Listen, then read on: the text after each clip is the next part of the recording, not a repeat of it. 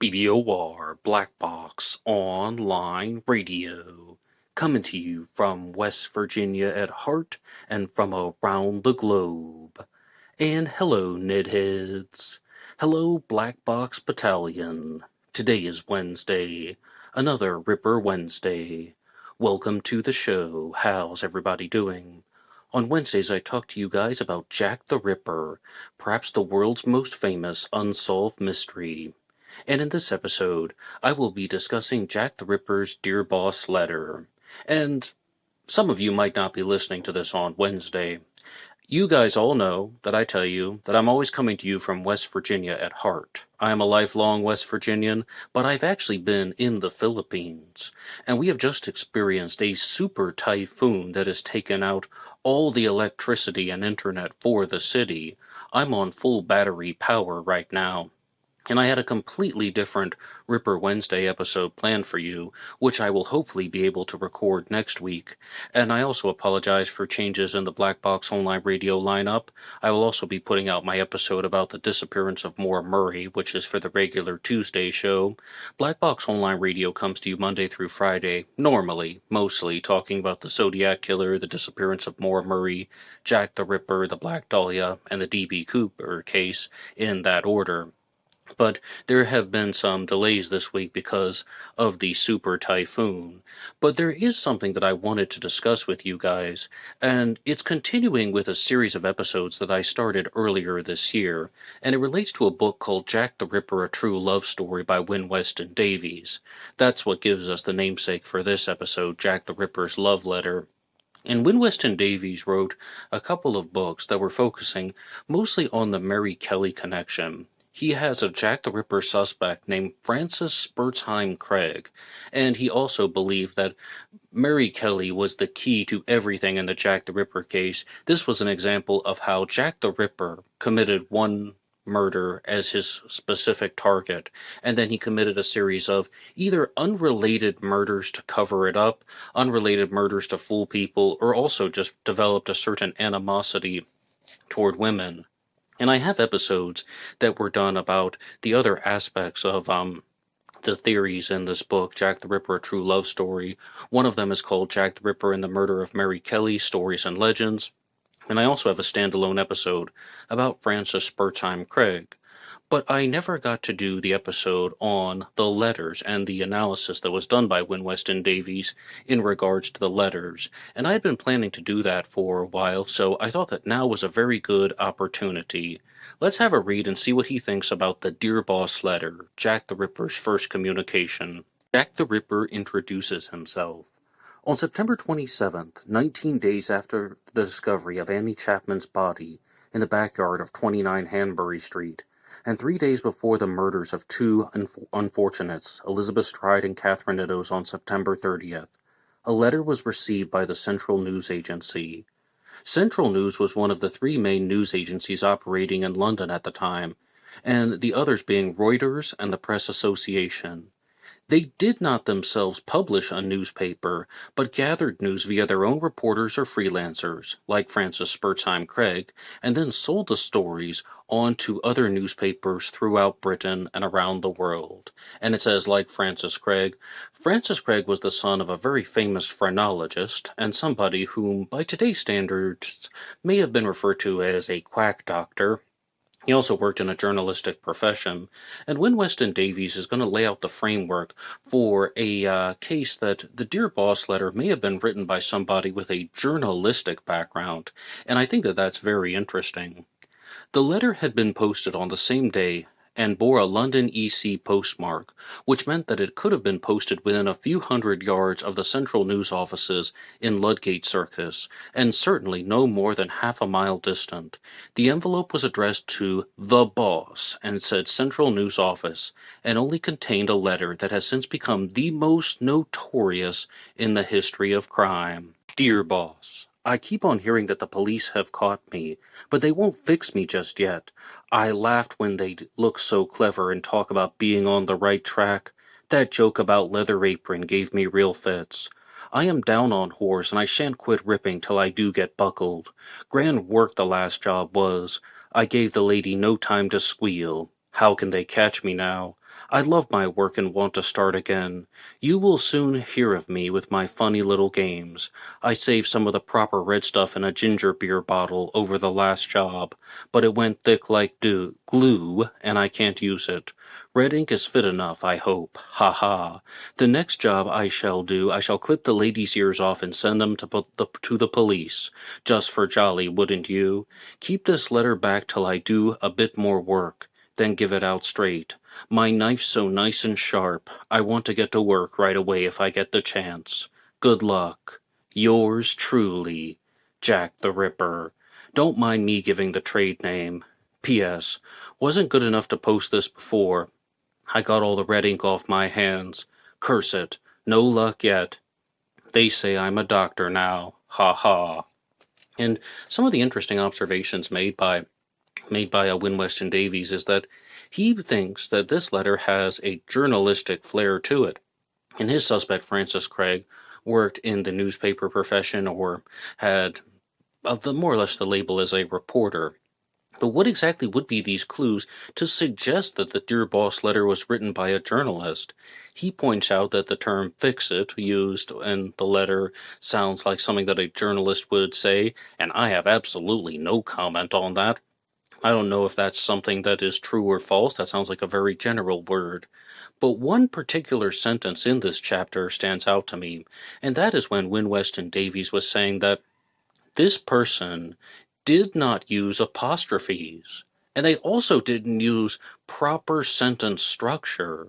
And these are the types of actions that were done by journalists when they were writing something down quickly and fluidly. Because what journalists had to do at the time was they had to transcribe other people's notes. When somebody is talking, they didn't have things like sound recorders. They didn't have things like voice recognition software.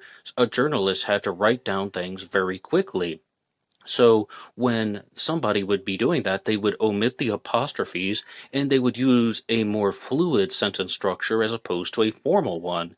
And he claims that the awkward language that is found in the Dear Boss letter and the lack of apostrophes suggests that it was written by a journalist. And you guys might be wondering something. Well, if that's true, why on earth does it have to be Francis Craig, someone who is perhaps definitely, I said perhaps and definitely, someone who is definitely not the most famous person from the newspaper business to have been accused of writing the Dear Boss letter? If it's someone with a journalistic background, well, why would it have to be Francis Craig? Why not somebody like Thomas Bulling, who worked for the Central News Agency? Why not somebody like Frederick Best, who worked for the newspaper The Star? Why not somebody like Harry Dam, who worked for the San Francisco Examiner and was in London at the time? Why would that indicate that it was Francis Craig? And the other particular detail that really stood out to me in this chapter was something that was in relation to a line at the end of the Dear Boss letter. What this person claimed is that he took the victim's blood, put it in a ginger beer bottle, and tried to write with it, but it went thick like glue, so then he chose to use red ink instead. Now, Wynne Weston-Davies is a medical doctor, and I've only gathered that from reading about him online. When I did my episodes in the past, I pulled up several news articles, and it appears in 2015 he made a splash in the world news talking about his Jack the Ripper books and theories, his suspect Francis Bertime Craig, and the connections between Mary Kelly and Francis Craig, all of that. From time to time, there are certain media firestorms that are created when somebody is promoting a Jack the Ripper suspect or promoting a new book or series of books. And Wynne Weston-Davies also wrote the book The Real Mary Kelly. But in terms of this set of observations, he says that he is a medical doctor, and I believe he's even a surgeon, and he says that this is actually true. If you were to take human blood and to put it in a ginger beer bottle, it actually would get thick like glue. And this seems like this person could easily be telling the truth, that this person may have actually tried to do that, or that Jack the Ripper was somebody who had medical knowledge, either medical knowledge or they actually knew what they were talking about. And somebody like Francis Craig, he would place in that particular position, and he thinks that he is a suitable individual for that. But again, the problem is, wouldn't anybody who was also in the medical profession know that? Like, think about all the other Jack the Ripper suspects who have medical backgrounds. They would also know that, but I know what Wynne Weston-Davies is trying to do. He's saying that his suspect had medical knowledge, and he's also saying that his suspect had a journalistic background. You put the two of them together, and he seems like a likely candidate for writing the Dear Boss letter. And I thought that this book was going to say, yeah, absolutely, my suspect wrote the letters, Jack the Ripper wrote the letters, Jack the Ripper wrote the Dear Boss letter. But as I went through the chapter, it became very apparent that Wynne Weston-Davies is open-minded to the possibility of the Dear Boss letter being a hoax. And I do appreciate the open-mindedness, because you guys know very clearly where I stand on Jack the Ripper's Dear Boss letter. I said that last year. If you had asked me, are the letters authentic, I would have said no. How certain are you? 90%. The Dear Boss letter is a hoax.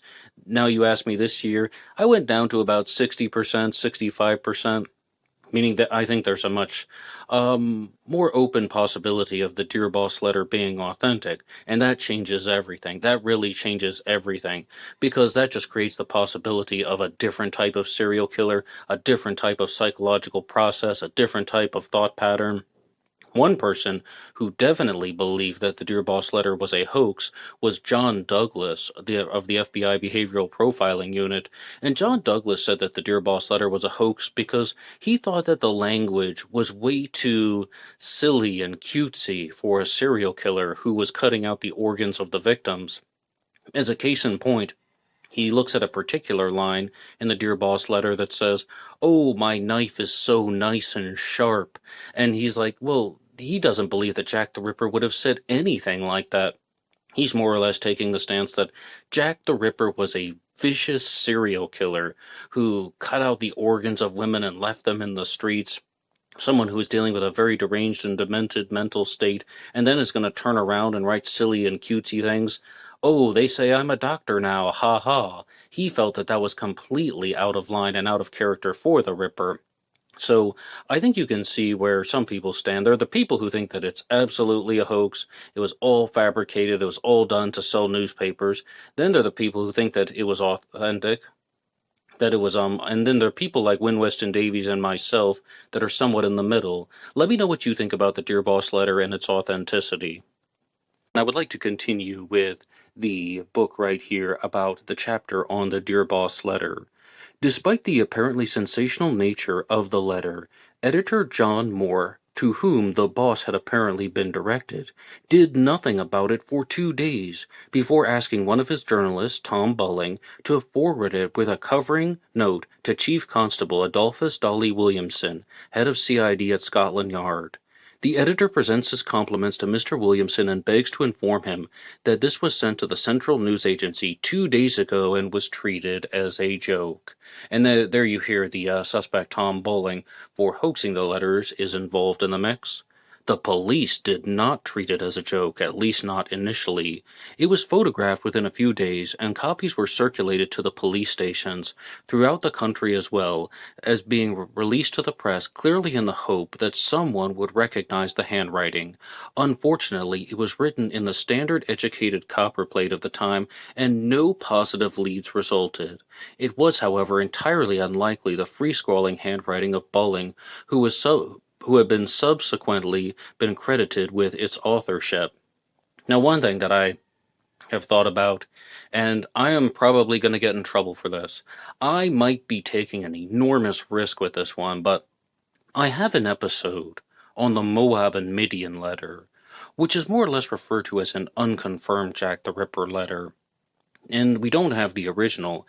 It's my understanding with the Moab and Midian letter, which came after the Dear Boss letter, and the Saucy Jackie postcard, this one comes in early October, that Thomas Bulling was the person who transcribed it, that he did not, we do not have the original. Thomas Bulling wrote down the words on a different piece of paper as to what the Moab and Midian letter was saying, and some people believe that there are enough similarities between the Dear Boss letter and the Moab and Midian letter to suggest that Thomas Bulling was the person who wrote both of them. And I'm just thinking, well, if they received the Dear Boss letter and they thought that it was a prank or a hoax or a joke, Could Thomas Bowling not have transcribed it in red ink because it was written in red ink?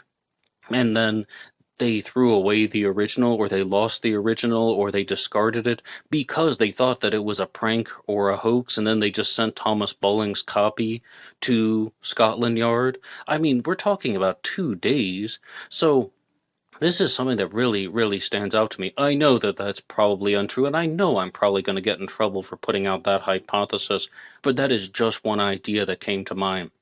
What if the Dear Boss letter that was photographed and that everybody seems to think is the authentic one from the killer was not actually written by the person who sent it in? What if that one was actually written by Thomas Bowling and that he is the person who wrote a copy, starting out with no ill intention, not trying to deceive anyone? Oh, hey, we just got this letter. Oh, I'm going to write down a copy of it.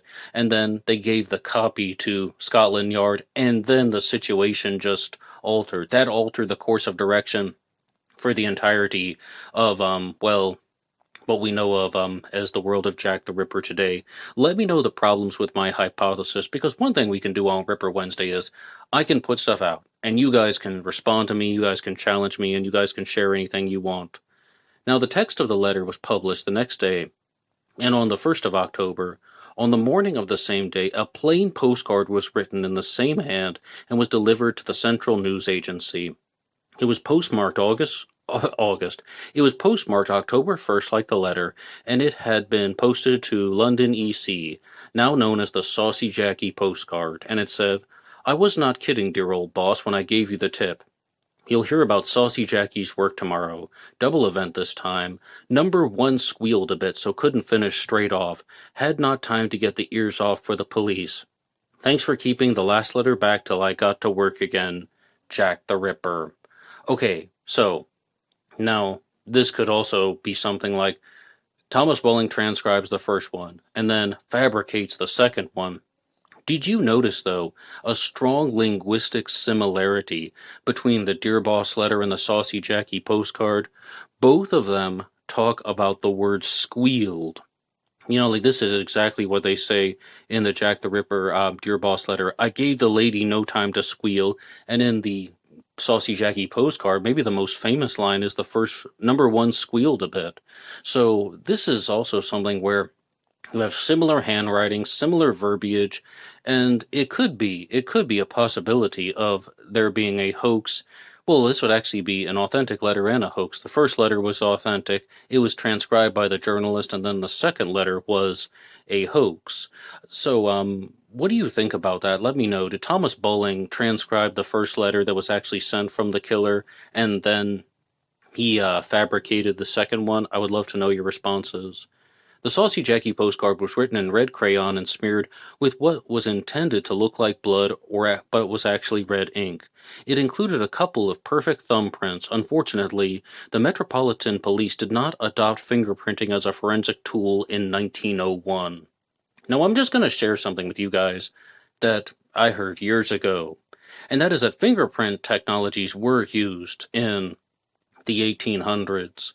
There was a very famous story that was, just shared in little booklets that we read about when I was growing up, about a story from the 1800s when a man was accused of a murder, and he left behind a bottle that had alcohol in it, but he had very greasy fingerprints that were left on the bottle, and they were so visible that people are like, well, the fingerprints are clearly showing.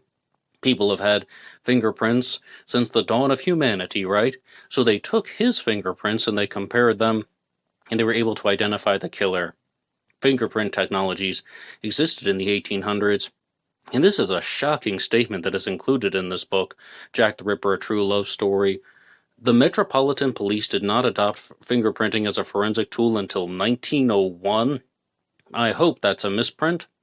I hope that's an incorrect statement. But that's what's in the book, and that is an absolutely outlandish issue. But I think that this is also just going to show that there is, just very poor evidence collection, very poor evidence preservation. But overall, I really want to know what you guys think about this statement in regards to the Saucy Jackie postcard having a different type of author. And I want to make sure everybody understands me. Is it possible that somebody mailed in a letter, and we wouldn't even necessarily know if that was from the real killer or not, but the Dear Boss letter that gives us the name Jack the Ripper was not hoaxed by the Central News Agency. Then Thomas Bulling transcribed it, and they gave the transcription to the police. Then he hoaxed the Saucy Jackie postcard and the Moab and Midian letter. So it started out as something authentic, then it became a hoax. I want to be very clear about that. Tell me where I'm wrong. What doesn't make sense to you about that? And also, I would love to know what you guys think about any of these linguistic similarities, because once we get to the From Hell letter, I think the language is noticeably different. I told you guys that Wynne Weston-Davies was going to try and make a case that the Saucy Jackie postcard and the Dear Boss letter were written by somebody who had a journalistic background. Let's have a read from his writings. There is in fact a distinctly journalistic flavor to both messages. The absence of sentence structure and apostrophes is typical of reporters at the time who tended to use the style while taking down speech verbatim in the interest of speed, but would have restored the syntax when transcribing it later before submitting their copy to the editor. Unlike most of the letters that followed, there are no spelling mistakes in them, suggesting the writer was a reasonably educated man. Well, there are no spelling mistakes in them. I mean, that's arguable. At the time the Dear Boss letter and the following postcard were received, the police and the authorities were convinced that they had a letter that was written by the murderer, even though they changed their mind later. And this is something that other people do point out, and Richard Patterson, even, who's the author of the book Jack the Ripper, The Works of Francis Thompson, talks about, and that is that we do need to take this hypothesis and theory seriously. Let's use the word theory. We do need to take the theory seriously that the Ripper wrote the letters, because the Metropolitan Police believed at the time that there was a good reason to think that. So we shouldn't dismiss it outright. It seems extraordinary, therefore, that no attempt was apparently made to trace journalists or reporters in the area who were either American or who had visited the country. Well, if you're going to look at an American, I just told you about Harry Dam, who was a writer for the San Francisco Examiner, who was in England at the time. And this is something where it becomes very quite odd to try and understand the thought process of Wynne Weston-Davies. At first, it seems like he's saying, oh yeah, I have a Jack the Ripper suspect named Francis Craig. Yeah, he wrote the letters. Then he's like, well, no, maybe it was a hoax. But by the end of the chapter, which I have, previewed and already read, he's very clear. It's possible that it was authentic, and it's possible that it was a hoax. He's doing what you call playing the field, and there's nothing wrong with that. I do that. Because you, listening to this right now, do you know who Jack the Ripper was? If you know who Jack the Ripper was, please put it in the comment section down below. I would love to read it. If we don't truly know who the Ripper was, it's entirely reasonable to just say, I'm exploring a possibility. If we don't truly know if the letters are authentic or not, let's weigh the evidence. But I'm just saying that it becomes a little bit difficult to assess the situation and know which side of the evidence he's interpreting.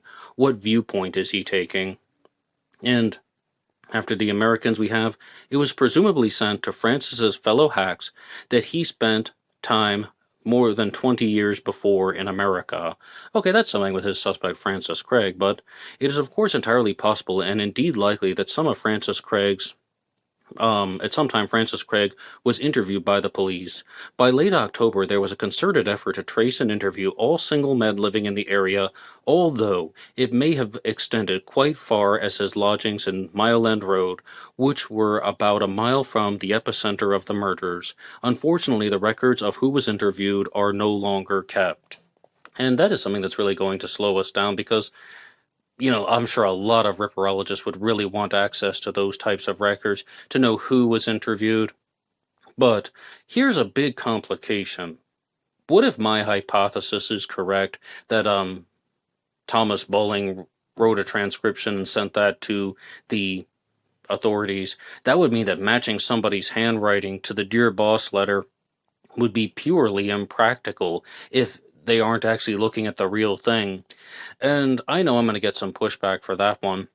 But overall, the points that I do agree with from Wynne Weston-Davies. Number one, his claim that the Dear Boss letter and even Saucy Jackie postcard have this journalistic flavor that he calls it. Yes, I completely see it. I understand it. Point number two, this was very beneficial to the newspapers. It boosted their sales. Point number three, The Dear Boss letter was sent to the Central News Agency, which gave it the opportunity to have a wider distribution and connect with different people in the newspaper business. Very beneficial to Jack the Ripper, or to spreading the story of Jack the Ripper.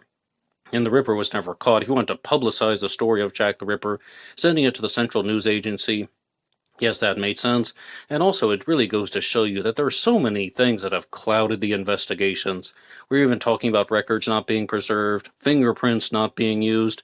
It is no surprise at all that Jack the Ripper was not caught.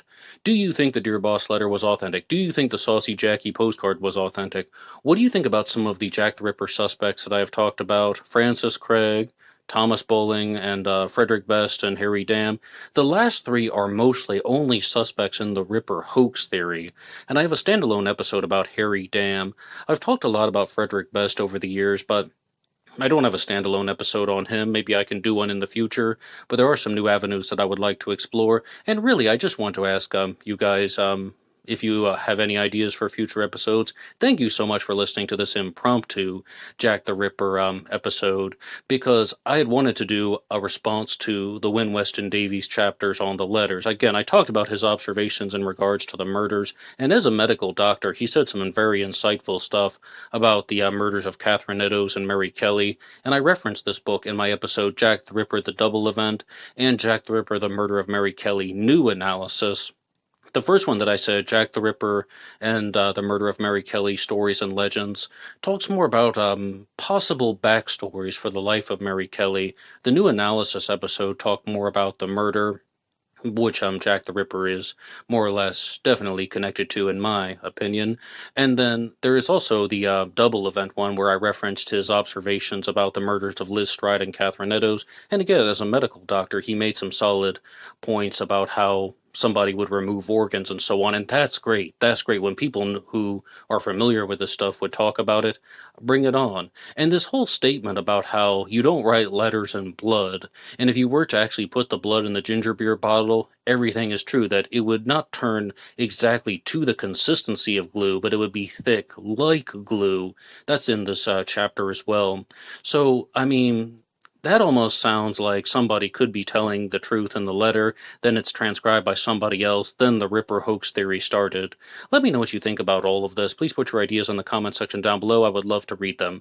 Normally, when we're not dealing with super typhoons, this show will come to you Monday through Friday, talking about the Zodiac Killer, Jack the Ripper, the Black Dahlia, and D.B. Cooper. And again, when we are not dealing with super typhoons, I try to release shorts and reels Monday through Friday here on Black Box Online Radio.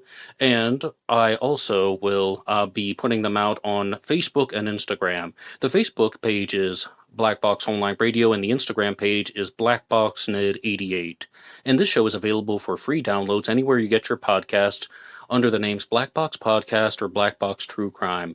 And you can also get the images that you see going by on the screen available at True Crime Designs on Facebook, True Crime Designs. And if you want to support all of these efforts, you can go over to buymeacoffee.com, buymeacoffee.com/blackboxned88, and that allows you to make a donation or a contribution to help support the show, and anybody who makes a donation will get a shout out on Zodiac Monday.